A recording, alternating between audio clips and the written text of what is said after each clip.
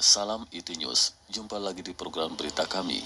Kali ini, kami melaporkan bahwa seruan yang disampaikan oleh seorang anggota DPR RI agar Parlemen Indonesia memainkan perannya terkait praktek pengambilan organ tubuh secara ilegal terhadap praktisi Falun Gong di Tiongkok. Praktek pengambilan organ tubuh tersebut ditenggarai juga dilakukan terhadap sejumlah tahanan hati nurani. Mari simak info selengkapnya.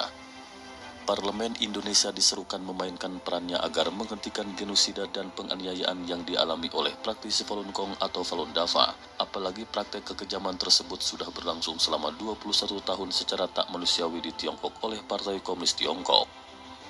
Saya sudah 2 kali dikirimi surat oleh Falun Gong atau Falun Dafa Indonesia HFDI, Ketua Umumnya IR Gatot Macali. Mereka berharap Parlemen Indonesia dapat berbuat untuk menolong mereka. Saya pikir Parlemen Indonesia melalui hubungan bilateral atau multilateral, PKSAP dapat membicarakan hal ini agar pembunuhan brutal ini dapat dihentikan.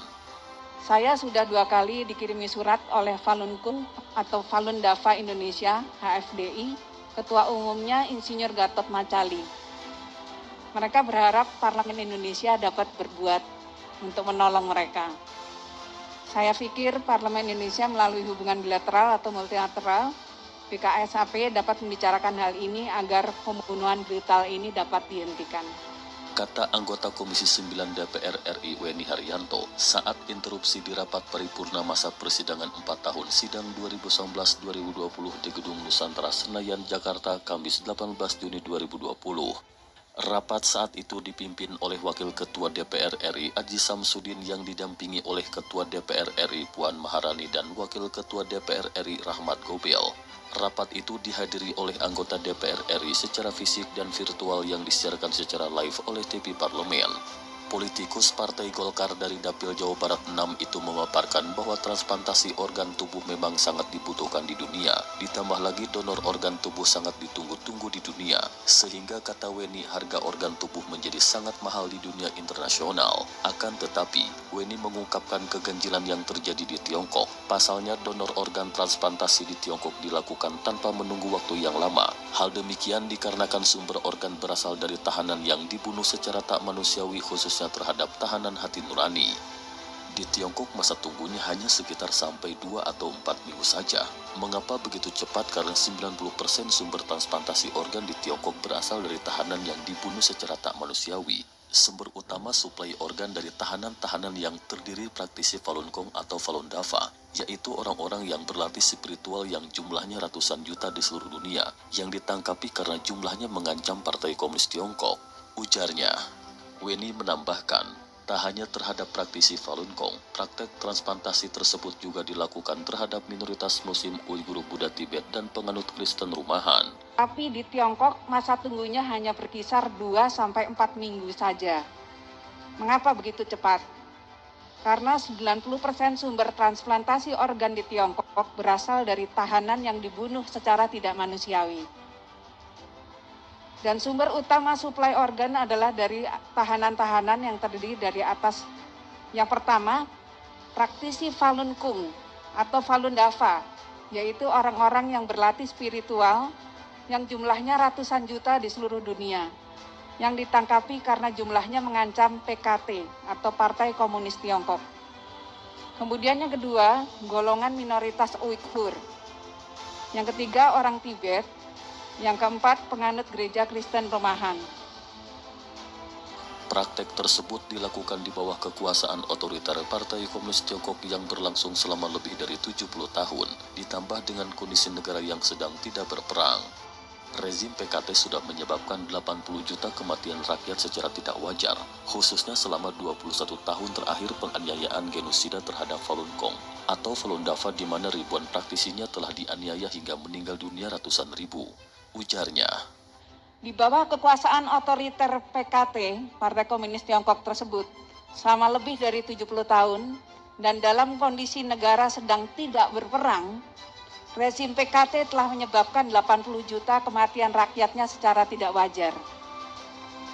Khususnya selama 21 tahun terakhir, penganiayaan genosida terhadap Falun Gong atau Falun Dafa, di mana ribuan praktisinya telah dianiaya hingga meninggal, Weni memaparkan mereka yang disiksa dan tewas ditahan di kem-kem kerja paksa, pusat pencucian otak dan penjara. Dalam prakteknya, sebagian besar sudah diambil organ tubuhnya dan bagi kebutuhan pasien dalam negeri dan mancanegara. Laporan independen menyimpulkan bahwa praktisi Falun Gong merupakan target utama pengambilan organ secara paksa. Karena selain banyaknya jumlahnya, praktisi yang ditahan juga organ tubuh mereka dianggap sangat sehat. Tegasnya, Ratusan ribu telah ditahan di kem-kem kerja paksa, pusat pencucian otak, dan penjara.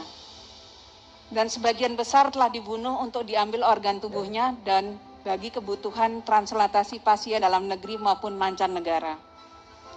Laporan independen menyimpulkan bahwa praktisi Falun Gong merupakan target utama pengambilan organ secara paksa. Karena selain banyaknya jumlah praktisi yang ditahan, juga organ tubuh mereka dianggap sangat sehat. merespon interupsi tersebut, Wakil Ketua DPR RI Aji Samsudin mengatakan akan menindaklanjuti masalah tersebut di Komisi 1 DPR RI. Tentang pembunuhan terhadap Falun Dafa itu, kami akan menjadikannya catatan dan kami akan meneruskan ke Komisi Teknis dalam hal ini Komisi 1 untuk melakukan penjajakan dan koordinasi dengan Kementerian Luar Negeri, khususnya di negara setempat. Adapun mengenai Bu Weni tentang berkaitan dengan Falun Dafa pembunuhan daripada PKT Falun Dom itu, kami akan menjadi catatan dan kami akan teruskan kepada Komisi Teknis dalam hal ini Komisi 1 untuk melakukan penjajakan dan koordinasi dengan Kementerian Luar Negeri khususnya di negara setempat. Bapak Ibu sekalian. Melansir dari situs id.falundafa.org, Falun Gong atau Falun Dafa adalah metode latihan yang berlandaskan prinsip sejati baik sabar. Latihan ini juga disertai metode pengolahan jiwa dan raga, melalui olahraga disertai dengan 5 perangkat latihan termasuk meditasi. Sedangkan melalui olah jiwa berlandaskan pada prinsip sejati baik sabar. Selama puluhan tahun sejak Falun Dafa diperkenalkan ke masyarakat secara luas sejak pertama kali pada tahun 92, kini telah menunjukkan manfaat bagi jiwa dan raga bagi yang berlatih Falun Dafa. Mereka yang berlatih mendapatkan banyak manfaat mulai dari kesehatan secara jiwa dan raga serta penerapan prinsip sejati baik sabar dalam keseharian mereka. Selama bertahun-tahun sejak 1959 silam hingga sekarang, latihan itu secara gencar menjadi korban hoaks dan fitnah. Kabar hoaks yang menerpa terhadap metode olah jiwa dan raga ini tak hanya berkembang pesat di Tiongkok, namun turut menyebar ke seluruh dunia. Kasus hoaks yang menimpa terhadap Falun Gong lebih menyeramkan efeknya untuk menghasut kebencian. Hoaks yang menyerang terhadap praktisi Falun Gong beragam seperti tuduhan aliran sesat, anti pemerintah Tiongkok, anti sosial dan HAM, berpolitik dan terlibat aksi bunuh diri dengan bakar diri serta sebagainya. Aktor utama isu ini yakni mantan Sekjen Partai Komunis Tiongkok PKT Chiang Zemin. Pada mulanya Chiang Zemin mengeluarkan 3 perintah terkait Falun Gong yakni cemarkan reputasinya, bangkrutkan secara finansial dan hancurkan secara fisik. Bahkan Chiang Zemin dengan kroninya memanfaatkan kedubes Tiongkok di seluruh dunia untuk melakukan intervensi kepada pemerintah setempat, turut mengekang aktivitas Falun Dafa dengan berbagai hoaks, fitnah, dan propaganda. Tindakan itu dilakukan dikarenakan Falun Gong lebih populer dari Partai Komunis Tiongkok di daratan Tiongkok pada waktu itu. Apalagi sejak berkuasa pada tahun 1949, karakteristik dasar Partai Komunis Tiongkok adalah palsu, bengis, murka, otomatis memusuhi dan ingin membasmi sejati baik sabar.